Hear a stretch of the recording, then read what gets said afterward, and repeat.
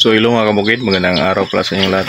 So ngayon mga kabukid, gusto ko lang i-share sa inyo yung mga pagbabago natin dito sa ating backyard. So mayroon tayong ginawa mga kabukid dito sa ating mga papisa na eggs. So ito sila mga kabukid, oh. Yan. So ito yung ating mga bagong kolekta ngayon. So mayroon tayong gagawin sa ating mga eggs para makuha natin yung magandang quality ng ating mga papisa na mga sisiw.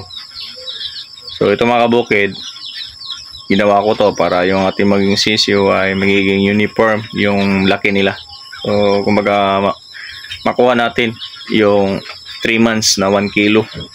Sinapon ako mga kabukid, yung ating mga sisiw may kadalasan merong nag 1 kilo ng 3 months. Pero yung iba 4 months talaga bago mag 1 kilo. So ngayon mga kabukid, samahan niyo ako, ipapakita ko sa inyo kung ano yung aking ginawa na pagbabago sa ating mga papisa na mga eggs. So ito pala mga kabukid yung ating ginawa na pagbabago sa ating mga papisa na mga eggs mga kabukid. So bumili pala tayo ng kilohan. So itong kilo na to mga kabukid ay yung grams. So ayan, tinitimbang ko sila mga kabukid yung gaano sila kabigat.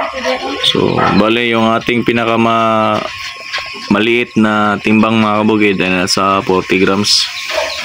So titingnan natin mga kabukid kung yung 40 grams na eggs, pag nag-hatch siya, yung magiging sisyo niya ay kaya bang umabot ng 1 kilo sa loob ng 3 buwan. Pero pag hindi niya kayanin mga kabukid, so titingnan natin yung kumbaga hindi na natin i-incubate yung 40 grams. So pupunta tayo sa 45 grams. So yun ang ating gagawin dito mga kabukid para makuha natin yung magandang quality ng ating mga sisyo. So ito mga kabukid, ito pala yung ating mga papisa ngayon sa buwan ng April. So ito, tinimbang natin sila mga kabukid base sa gramo. So yung kumbaga yung pinaka maliit natin na gramo nito ay 40 grams. So hanggang 40 grams tayo, hanggang pataas na. So ginawa natin ito mga kabukid para titingnan natin yung 40 grams kung yung sisyo kaya ba niyang mag 1 kilo sa 1 buwan. So ito mga kabukid, ito na yung ating isasala ngayon sa buwan ng April. So ngayon April 5.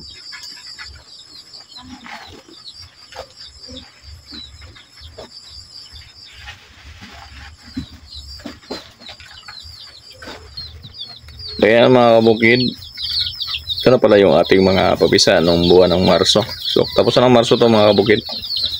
So bali malapit na sila mag 1 linggo. So ito na yung nasa mga 30 plus to sila, mga 32 na piraso. So yan mga kabukid, naglagay na rin tayo ng daanan nila para labas-masok sila dito sa walang ilaw. So ganyan yung ating setup dito mga kabukid. So yun lang mga kabukid. Parang saglit lang mga kabukid, no? Mayroon tayong binobrod ng mga sisiw na mag 1 linggo na. Tapos meron na naman tayong papisa. So mabilis lang yung panahon mga kabukid. So ito mga kabukid, subukan natin magparami talaga ng mga inahin para makuha natin yung every 15 days na harvest ng mga papisa natin na mga eggs, yung papisa natin para marami ito yung sisiw. Kumbaga every 15 days magbibit na tayo. So yun lang mga kabukid, yun ang ginawa nating update sa ating mga papisa na eggs. So tinimbang natin, so kinuha natin yung gramo na 40 grams. So yun ang pinaka mababa na timbang ng ating itlog na ilalagay sa ating DIY incubator. So titingnan natin, i-observe natin mga kabukid kung maganda yung kalabasan, kung makuha ba ng 40 grams na eggs. Pag napisa yung sisyo, kung makuha ba niyang 1 kilo sa 3 buwan. So yun lang mga kabukid, happy farming sila. Maraming salamat sa lahat. Maraming salamat sa lahat na nag-subscribe sa akin at nanood lagi ng aking video na kaya nag-react. Bye bye mga kabukid. See you in my next video.